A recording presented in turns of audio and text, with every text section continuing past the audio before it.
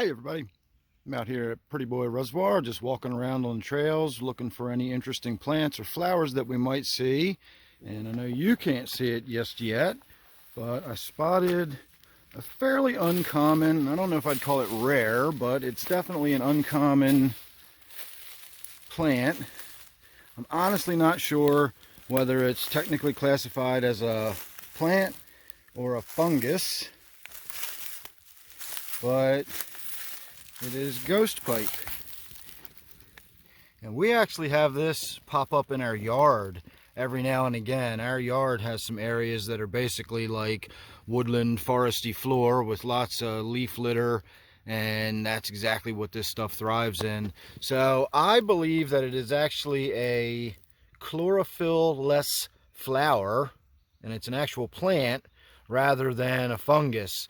And it might have some sort of symbiotic relationship with a fungus or something like that, but it is definitely a chlorophyll-less plant. And at night when the moon is out, it actually turns upwards, if I'm not mistaken, and that flower actually points towards the sky at night. So really interesting little plant. You don't see it very often, but I spotted it as we were walking by on the trail. So we're going to get back to it and see if we can't find anything else interesting out here as we walk around. So sit tight, we'll see what we see. All right, everybody, this is what I was actually hoping to find when I came out here today. I saw some of this as I was driving past a little patch of woods on the road the other day, and I wasn't exactly sure what it was, and I was hoping if I came out here and walked around long enough, I'd find some of it. According to the app on my wife's phone, it is, what did you say it was? Baneberry? Baneberry? And it's a really pretty plant. I'm familiar with it. I've seen it before growing out in the woods. I just never really paid much attention to it when it was flowering before. But we have several sections of our yard that are fairly wooded and still kind of loosely gardened. And I think having a little bit of this stuff growing along the border would look great. It's really tall and showy, although I gotta say it doesn't grow in really dense patches. It seems to be fairly sparse and spread out, but it gets these huge flower spikes on it, and it seems to spread out pretty good and grow fairly prolifically. So if we were to shall I say acquire some of this and get it going in our garden, I think it would just take off and self-seed and spread around. No fragrance to it, unfortunately. I was hoping it would be you know, a very fragrant flower. It's got bugs flying all over it, so it's quite attractive to the pollinators. And I have noticed a bunch of it that does not have any flower spikes on it because the deer have come along and removed the flower spikes. So apparently the deer enjoy this one too. So that makes me a little reluctant. We are having issues with deer doing damage in our gardens already. So putting more plants in there that the deer are going to munch on is probably not the best of ideas. But again, it's a beautiful woodland plant, really tall and showy. I think it would make for a great border plant. So we'll see. Maybe we'll acquire some of this. Maybe not, but our walk's going to continue and we will see if we see anything else interesting. All right, everybody, I am somewhere completely different now. We finished up our trip looking for plants. We didn't find anything else that was interesting, so I dropped the missus off at the house and I came back out here to Hemlock Gorge to have a little hike through the woods. So I'm not going to do a bunch of video of being out here at the gorge, but I did want to just get a little brief look around and tack it onto the back of that other video since it ended sort of unceremoniously. And so I'm just following the trail along here on the right hand side, heading upstream. And I got about a mile to go and get back up to where I parked the truck. But this is always a really pretty spot to stop. Not that there's any spot back here that isn't pretty. This is actually Nandina, and we have this growing in the backyard already.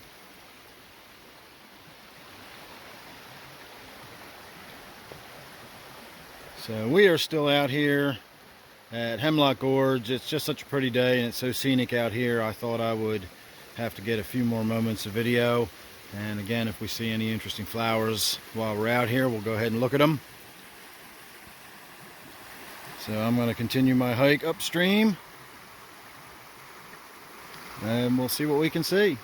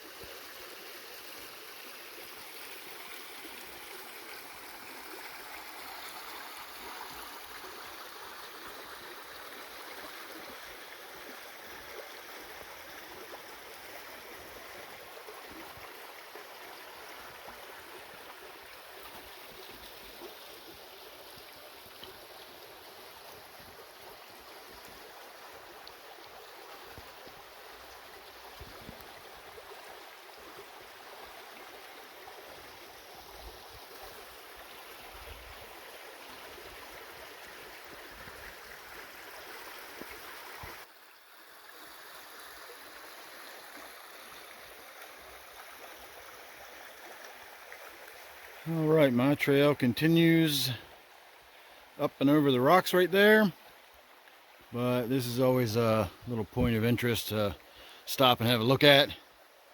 Little cave that goes back about, I don't know, 15-20 feet. I crawled back in there once upon a time years ago with a flashlight, and there's not much in there. Again, some burnt bits of wood and some empty beer bottles and the kind of things you might expect in a little shallow cave like that. But the surrounding area is just amazing looking. I can't really walk around too much while I'm holding the camera. I really need to be extremely careful of my footing. But if we come down this way a little bit, follow the trail around. I know it's hard to believe this is the trail, but it is.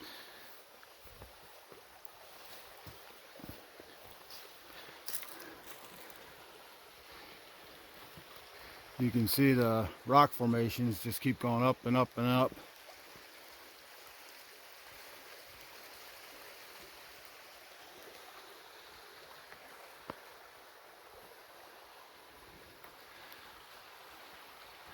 And so our trail continues on along, heading upstream.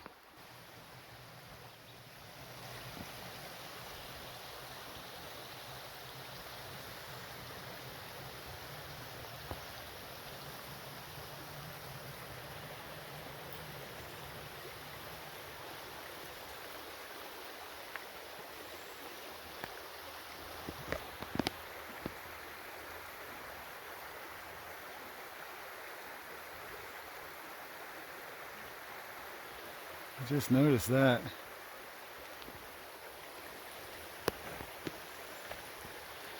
All right, we're still heading upstream.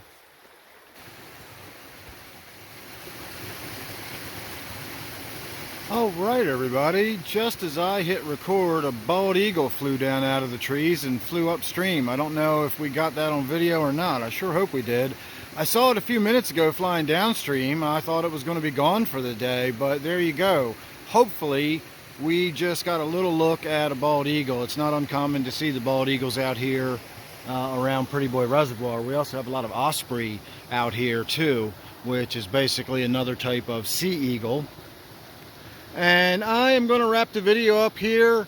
You get the idea at this point. It is some beautiful scenery out here. We are still making our way upstream, but this is one of the more scenic locations to stop on the way back.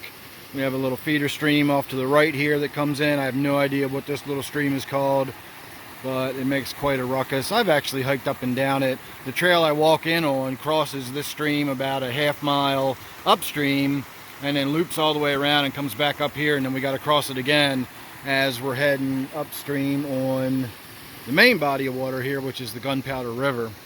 So I will leave you with one final look at a couple of butterflies down there getting a little drink in the sand. And I'm going to say thanks for watching. Hope you enjoyed that. If I see that bald eagle again and I can get any video of it, I certainly will. Otherwise, make sure you're subscribed. You don't want to miss anything I've got coming up. Hope you enjoyed that, and I'll see you real soon in the next one.